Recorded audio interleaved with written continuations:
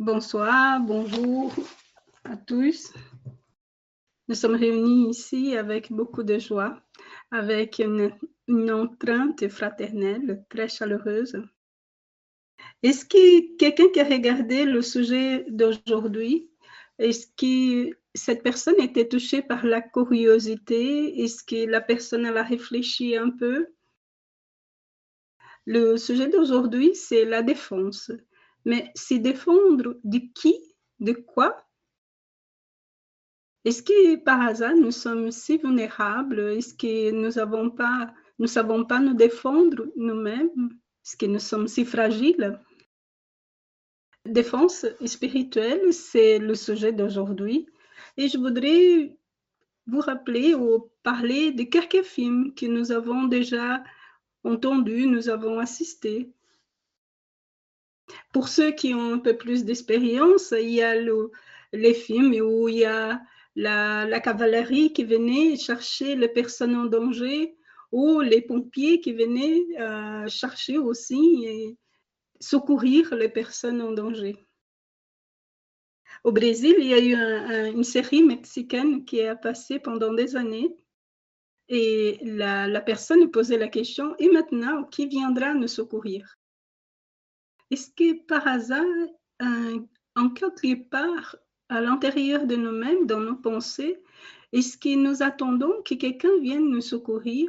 Est-ce que nous attendons que la personne vienne nous enlever de danger? Et dans la série mexicaine, la personne qui venait défendre, c'était pas quelqu'un très futé, pas du tout très futé.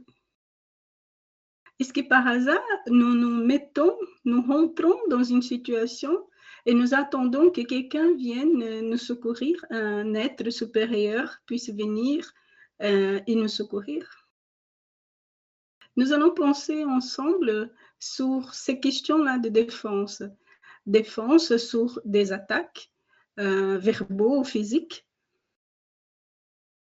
Défense contre quelqu'un qui vient envahir mon état d'esprit, mon émotion.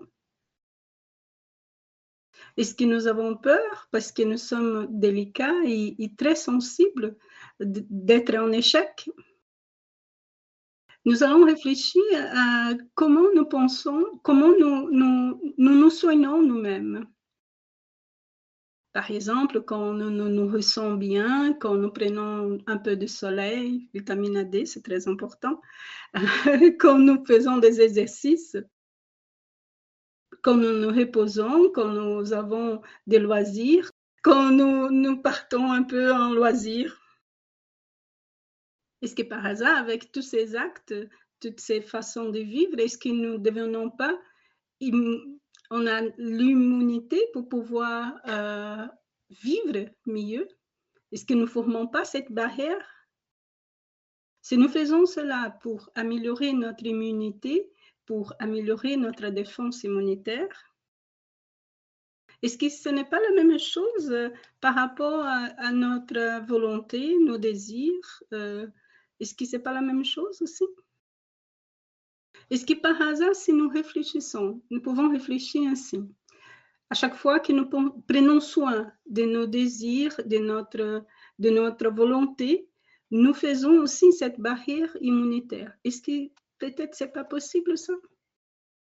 Si par hasard j'ai dit non, si je mets un stop, est-ce que par hasard c'est pas une défense que je suis en train de faire?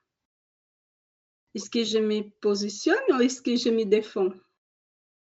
Est-ce que par hasard, nous ne pouvons pas imaginer qu'une défense spirituelle, ça serait nous mettre debout et avoir cette force de volonté?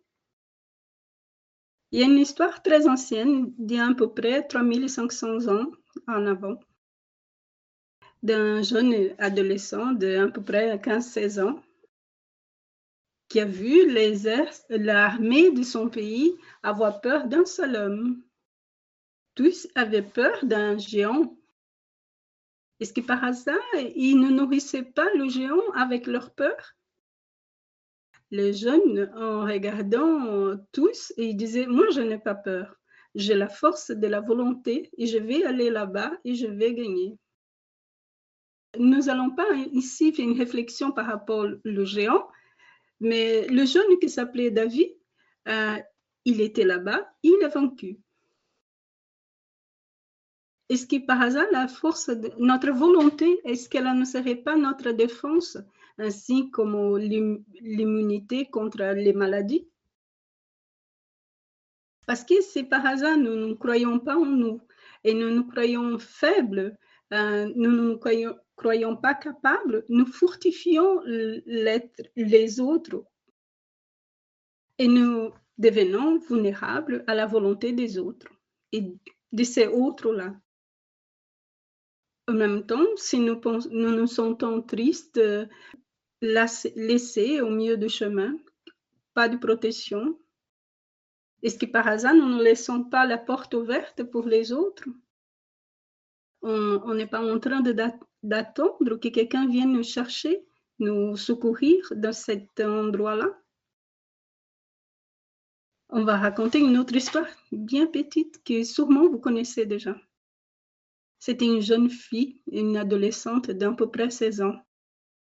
Les personnes se moquaient d'elle parce qu'elle voyait et elle entendait les esprits.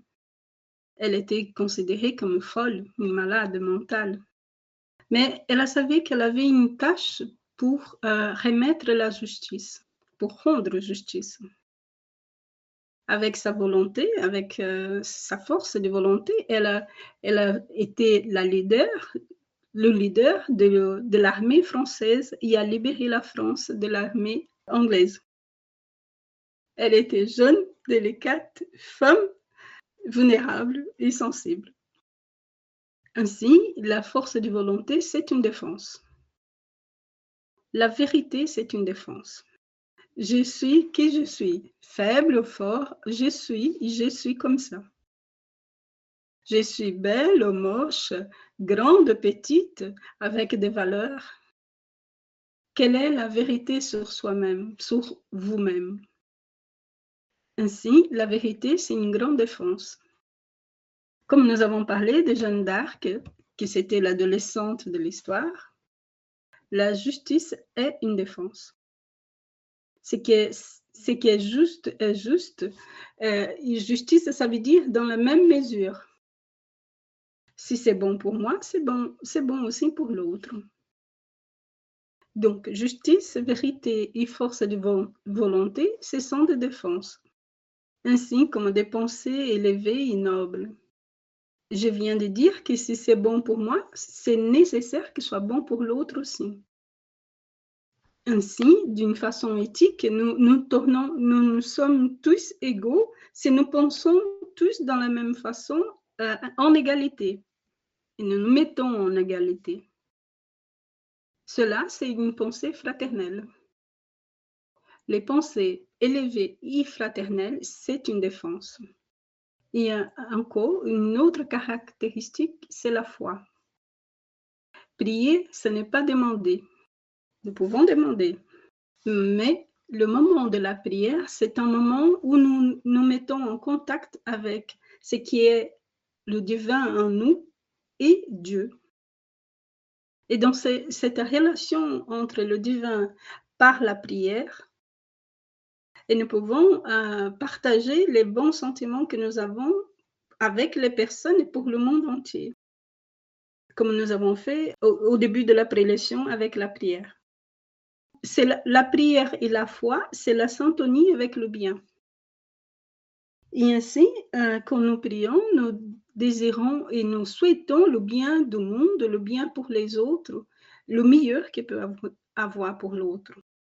C'est aussi une façon de nous défendre spirituellement. Parce que c'est la lumière du bien, de l'amour qui est à l'intérieur de chacun de nous qui nous protège. Et comme Jeanne d'Arc, qui était la leader de l'armée, elle avait grandi, fait expandir ces biens. Et ainsi, elle a eu la garantie de la liberté de la France. Ainsi comme nous aussi, nous garantissons notre autonomie et notre liberté en libérant l'énergie d'amour pour les autres. Parce que si nous vibrons lumière, la ténèbre n'arrive pas, l'ombre n'arrive pas.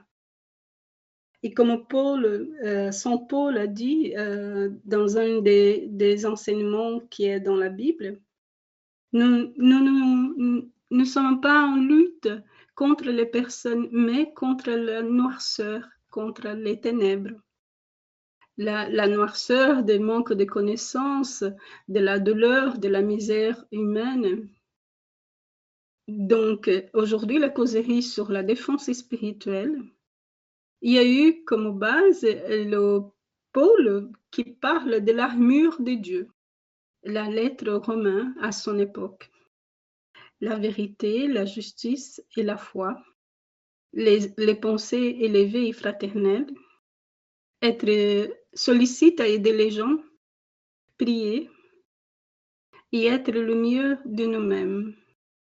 Ainsi, nous avons parlé de la défense spirituelle et l'armure de Dieu.